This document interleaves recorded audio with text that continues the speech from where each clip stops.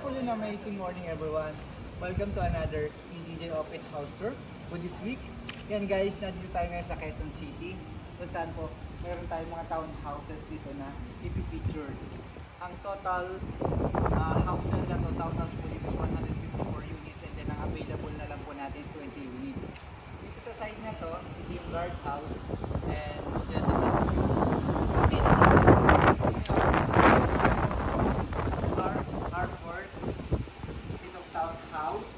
dito po sa Quezon City. Tapos ito yung large and solid main door to. Bali itong ipipictured po natin ngayon sa model unit po ito ha. Ngayon, itong side na to, mayroon tayo ditong powder room. Yan, may toilet and sink. Pagpasok mo, ito yung hallway.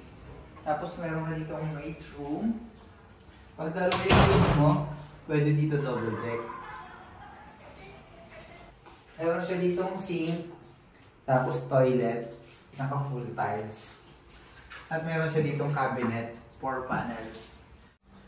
Ito yung ports and large and solid main door. May 2 panel na dito na fixed window para mabubi mo guys kung sino yung bisita mo sa labas. At ito na mention ko kanina, o nakita natin ang powder room. Ito naman yung staircase going up to your second floor.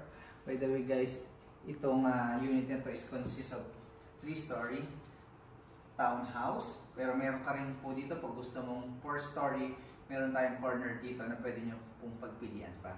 Maraming choices. Tapos ito yung magiging pwede mong storage area under the staircase. Ito yung living area. As you can see guys, double height ceiling. And next natin dito sa living area, meron kang dining.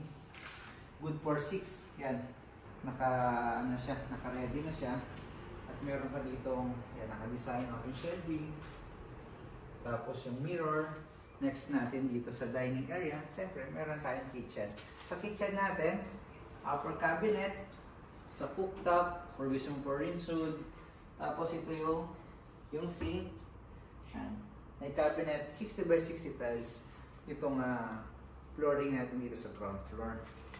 Provision mo for refrigerator, pero pwede rin dito double door, depende po sa appliances po ninyo. And ito yung ating staircase going up to second floor. Tara, check naman natin kung ano meron doon. Yung steps niya dito, solid wood, yung riser mo, concrete, and yung handle, wood guys, yan. Welcome dito sa second floor. Dati itong side na ito is yung family area. Ito yung double height ceiling.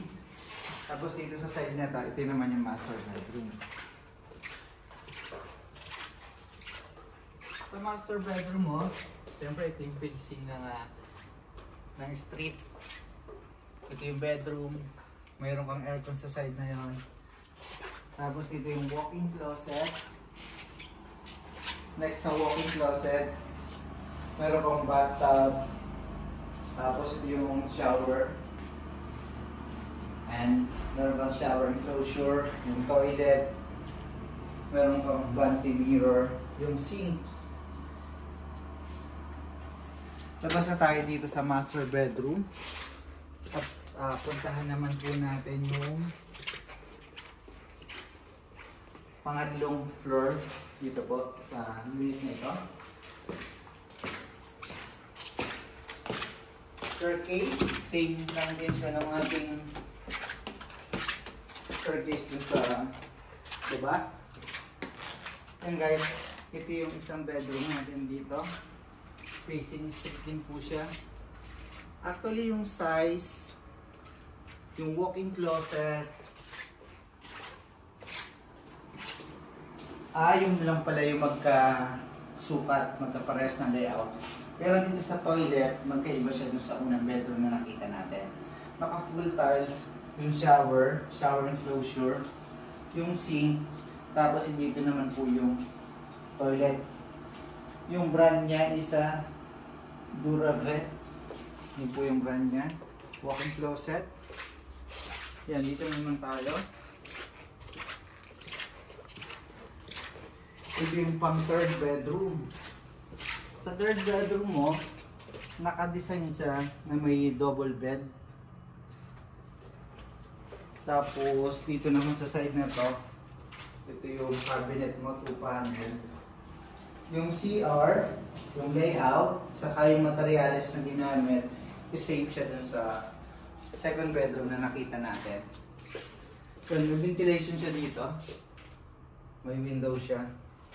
And itong staircase na to is going up to 4th floor.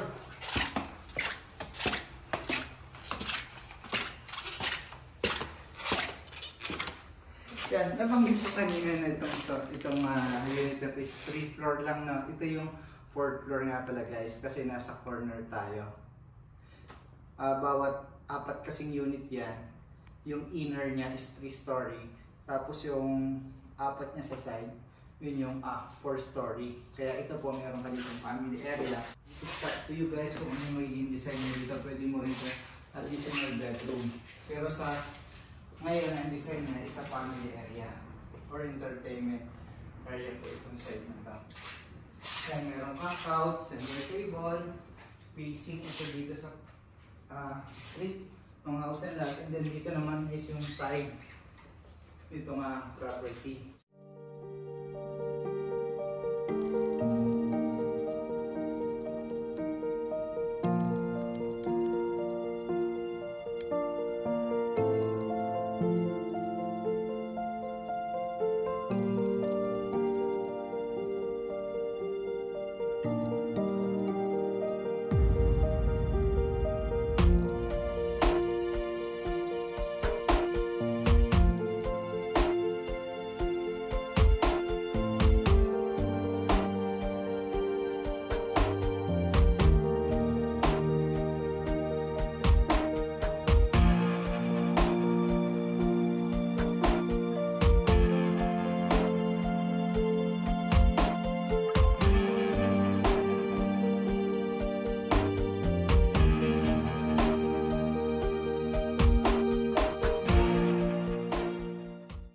Naghahanap ka ng townhouse, sa community townhouse, ang unit po is 150 per units, and then ang available po natin ngayon is 20 units na lang po na merong amenities na clubhouse and merong magandang swimming pool.